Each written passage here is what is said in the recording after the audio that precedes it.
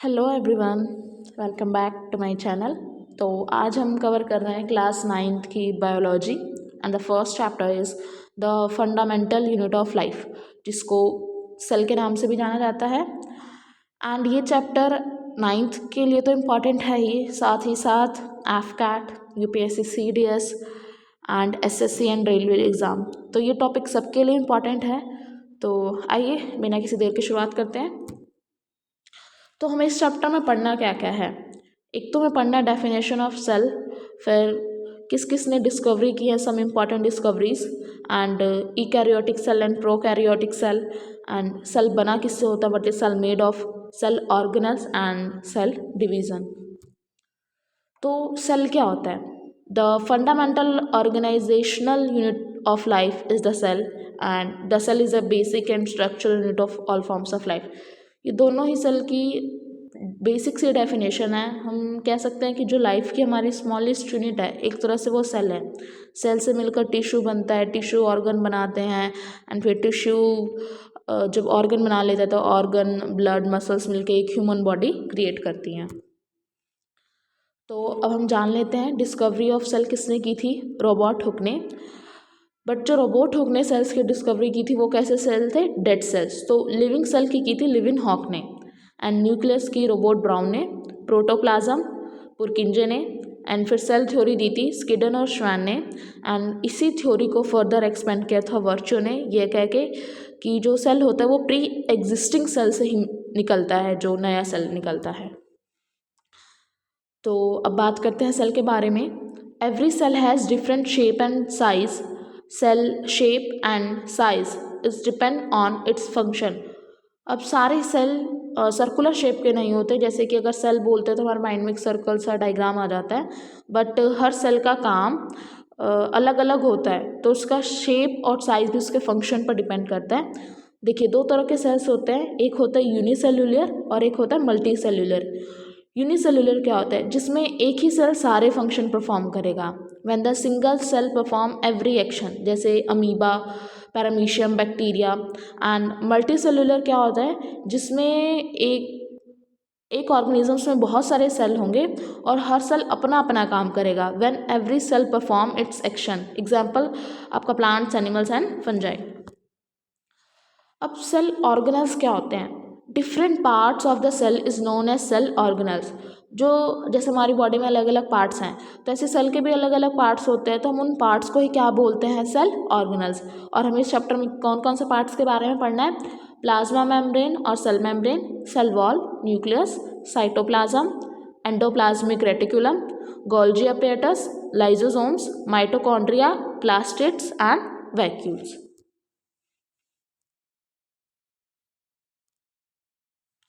तो इस डायग्राम में आप देख सकते हैं कि माइटोकॉन्ड्रिया किस शेप का दिख रहा है, प्लाज्मा मेम्ब्रेन कैसे है, वैक्यूल्स कैसे होते हैं, साइटोप्लाज्म जो पूरी जेली स्ट्रक्चर दिख रहा है वो साइटोप्लाज्म है, गोल्जी अपैरेटस कैसा होता है।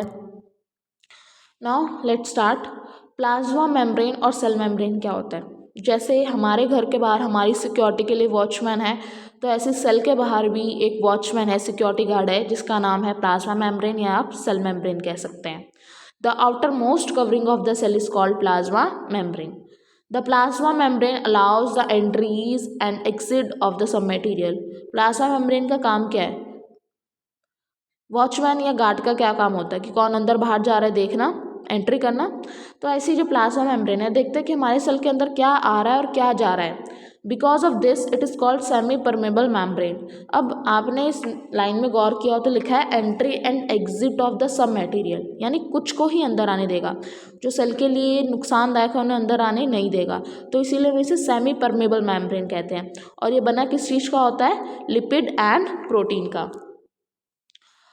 How do substance move out of the cell? अब सेल के अंदर या बाहर कोई सब्सटेंस कैसे आता जाता है? तो वो दो प्रोसेस से होता है, जिसको डिफ्यूजन और ओस्मोसिस कहते हैं। सब सब्सटेंस लाइक कार्बन डाइऑक्साइड और oxygen can move across the cell membrane through the process diffusion. जैसे कि गैसेस हमारी मूव करते हैं डिफ्यूजन के थ्रू, जैसे कि आपको एग्जांपल दिया हुआ है कार्बन डाइऑक्साइड और ऑक्सीजन का। डिफ्यूजन होता क्या है? Diffusion is important for cells to obtain nutrition from its environment and exchange gases and water. Diffusion इसलिए इम्पॉर्टेंट है ताकि जो सेल है अपने बाहर के एनवायरनमेंट से गैसेस और वाटर का एक्सचेंज कर सके. Transfer from high concentration to low concentration. Diffusion हमेशा कैसे होता है? High to low. Cell intakes oxygen for functions. Cell बाहर से ऑक्सीजन लेते हैं ताकि कुछ फंक्शंस को वो परफॉर्म कर सके. और जो कार्बन डाइऑक्साइड होता है वो सेल का वेस्ट होता है जिसको सेल से बाहर निकालना ज़रूरी होता है.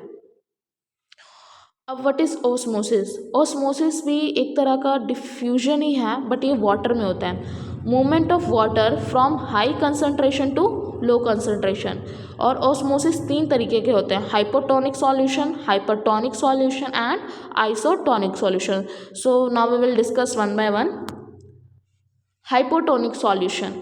If the medium surrounding the cell has a higher water concentration than the cell, then cell will gain water. The result is that the water enters the cell and the cell will swell up. Hypotonic में क्या होता है कि जो हमारे cell के बाहर का सराउंडिंग मीडियम है उसका कंसंट्रेशन हाई होगा, ठीक है, और सेल का जो हमारा कम होता है, तो बाहर का यानी ज़्यादा है और सेल के अंदर का कम है. तो ऐसे में क्या होता है, जो पानी होता है वो सेल के अंदर चला जाता है और रिजल्ट क्या होता है कि जो हमारा सेल फूल जाता है, cell will swell up. Next is hypotonic solution. If the medium has a lower concentration of water then the cell. जो हमारे सेल का कंसंट्रेशन ज़्यादा होगा और जो सराउंडिंग में मीडियम है उसका कम होगा, तब क्या हमारा cell will lose water. Cell हमारा वाटर लूज कर देगा, तो क्या होता है, हमारा सेल सिकुड़ जाता है, the cell will shrink. And isotonic solution. If the medium has the same water concentration as the cell. जो हमारे सेल का भी सेम कंसंट्रेशन है और बाहर जो सराउंडिंग मीडियम है उसका भी सेम कंसंट्रेशन है, then there will be no movement and the cell will remain of same size. The flexibility of the cell membrane also enables the cell to engulf in food. Amoeba acquires its food through endocytosis process. अब जो यही flexibility है ना cell membrane की food engulf करने की, तो आपके एनसीईआरटी में एक लाइन गिवन है जो कि आपके गवर्नमेंट एग्जाम्स के लिए तो इम्पॉर्टेंट है, साथ में आपके एमसीक्यू में भी देख सकते हो आप पेपर में. तो अमीबा किस प्रोसेस से फूड एक्वायर करता है, that is known as endocytosis. So thank you so much for watching the video and next video में इसे कंटिन्यू करेंगे. हम आगे सेल वॉल और बाकी आपके ऑर्गेनल्स को डिस्कस करेंगे.